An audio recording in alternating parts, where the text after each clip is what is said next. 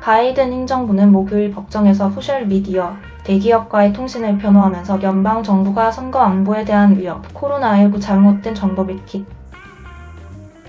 위험으로부터 대중을 보호하는 데 도움을 줄 수 있도록 그러한 채널이 계속 열려 있어야 한다고 주장했습니다.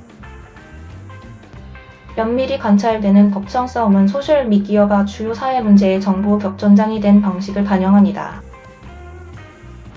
소셜미디어 회사가 플랫폼에 있는 막대한 양의 정보를 관리하려고 노력하는 동안 복잡한 도전 과제를 드러냈습니다. 그리고 2024년 선거를 앞두고 악의적인 행위자들이 인터넷의 가짜리 분열 자료를 범람시켜 국가의 민주주의를 계속 방해하려고 할 것이라는 독립 연구원, 감시단체 및 정부 관리들의 경고를 강조했습니다. 뉴올리언스의 곤자를 준 연방항소법원 앞에서 구두 변론에서 미국 정부는 여러 연방기관이 특정 소셜미디어 게시물을 농의하고 온라인 플랫폼과 다른 정보를 공유하는 것을 차단한 7월 금지 명령에 이의를 제기했습니다. 항소법원은 지난달 일시적으로 금지 명령의 효력을 차단했습니다. 그러나 목요일의 주장의 결과는 국토안보부, 보건복지부 및 기타 연방기관이 기술기업 및 시민사회단체와 조정할 수 있는 능력의 새로운 제한을 두었던 명령의 궁극적인 운명을 결정할 것입니다. 바이든 행정부는 미국 제5순회 항소법원이 유지한다면 이 금지 명령이 광범위한 민간 파트너십을 억제하고 대중을 보호하려는 미국 정부의 임무를 약화시킬 것이라고 주장했습니다. 예를 들어 만약 자연재해가 있었고 소셜 미디어에서 공익을 손상시키는 진실되지 않은 진술이 유포되었다면 정부는 소셜미디어 회사들이 그런 잘못된 진술을 더 이상 퍼뜨리지 못하도록 막기 위한 금지 명령에 따라 무력할 것입니다. 라고 법무부 변호사 다니엘 테니는 말했습니다. 이제 제5순회의 3명의 판사 패널이 행정기관이 그러한 위협에 어떻게 대응할 수 있는지를 결정할 예정입니다. 문제는 특히 정부가 회사의 서비스 약관을 위반했다고 믿는 플랫폼의 게시물을 표시했을 때 미국 정부가 소셜미디어 플랫폼을 위헌적으로 압박하여 사용자의 연설을 검열했는지 여부입니다. 목요일 1시간 이상의 구두 변론 동안 항소를 다루는 3명의 판사는 이 사건에서 어떻게 판결할 것인지에 대한 징후를 거의 제시하지 않았으며 한 명이 판사는 청문회 동안 단지 2가지 질문만 했습니다. 다른 2명은 대부분의 시간을 금지 명령의 범위와 주들이 소송을 제기할 법적 권리가 있는지 여부에 관한 문제에 대해 바이든 행정부의 변호사들과 이 사건의 원고들을 압박하는 데 할애했습니다. 그들 앞에 판사들이 이의를 제기하는 동안 하급 법원의 금지 명령을 뒤집기 위한 요청뿐만 아니라 그 금지 명령을 더 지속적으로 중단하라는 행정부의 요청도 있습니다. 목요일 청문회에 앞서 법원에 제출된 요약본에서 바이든 행정부는 하급 법원 판사가 소셜미디어 회사들과의 정부 소통을 잠재적으로 미국 시크 역사상 언론의 자유에 대한 가장 거대한 공격이라고 밝힌 것은 잘못되었다고 주장했습니다. 설득과 강요 사이에는 단정적이고 잘 정해진 구분이 있습니다. 행정부의 변호인단은 하급 법원이 유언을 위한 합법적인 노력과 강요를 위한 불법적인 노력을 동일시했다고 덧붙였습니다.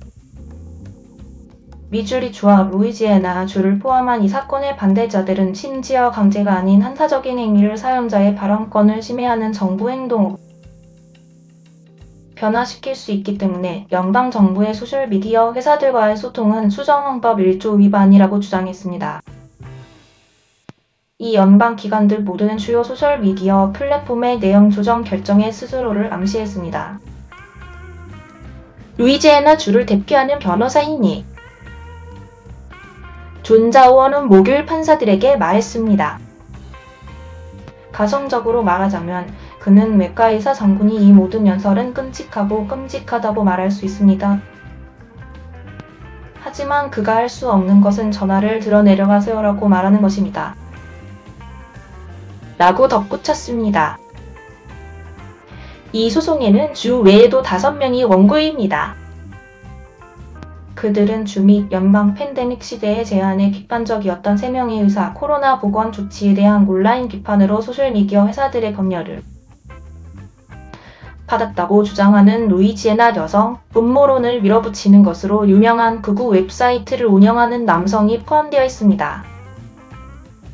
목요일의 구두 변론의 대부분은 강압적인 소통의 정의와 과거 사건에서 법원이 민간 정당들에 대한 정부의 압력을 어떻게 분석해왔는지에 달려 있었습니다. 그러나 주 정부는 또한 법원이 행정부의 조치 요구에 귀를 기울이면서 소셜미디어 회사들이 사실상 미국 정부의 대리인으로 바뀌었다고 동의한다면 헌법 위반을 발견할 수 있는 길이 있을 수 있다고 주장했습니다. 지난달 테리 도티 지방 판사가 금지 명령을 내린 이후 미국의 전현직 관리들과 외부 연구원들, 학계 인사들은 이 명령이 미국 선거를 보호하기 위한 노력에 소름 끼치는 효과로 이어질 수 있다고 우려했습니다. 외국의 적들이 우리의 선거에 개입하려고 하고 있고 계속 시도하고 있으며 그들이 그것을 하기 위해 소셜미디어를 사용한다는 것에 대해 심각한 분쟁은 없습니다. 크리스토퍼 레이 FBI 국장은 지난 7월 하원 법사위원회에서 증언했습니다. 트럼프 대통령 자신이 2018년 바로 그와 같은 취지의 국가 비상사태를 선언했고 상원정보위원회는 초당적이고 압도적으로 초당적인 탄식으로 같은 것을 발견했을 뿐만 아니라 우리와 소셜미디어 사이에 더 많은 정보 공유를 요구했습니다. 위원회의 의장인 오하이오 공화당 하원의원 짐 조던은 여전히 확신이 서지 않고 있습니다. 이번 주 초 그와 다른 공화당 의원들은 바이든 행정부가 발언을 억누르기 위한 캠페인을 벌이고 있다고 비난하며 항소법원에 그들만의 브리핑을 제출했습니다. 사안건 바이든 행정부는 수정헌법 1조에 의해 약속된 아이디어의 자유로운 시장을 왜곡했고 밈과 농담을 포함하여 그들이 싫어하는 연설에 응답 권한의 무게를 실었습니다. 라고 조던과 다른 의원들은 썼습니다. 물론 빅테크 회사들은 종종 일부 문제에 대해 행정부의 명령을 내리는데 거의 강제력을 요구하지 않았습니다. 일반적으로 연방정부에서 그들의 이면적 동맹국가 감독자들을 기쁘게 하기를 열망하여 이 회사들과 다른 민간 단체들은 중요한 공공문제에 반복적으로 정확한 연설을 검열했습니다.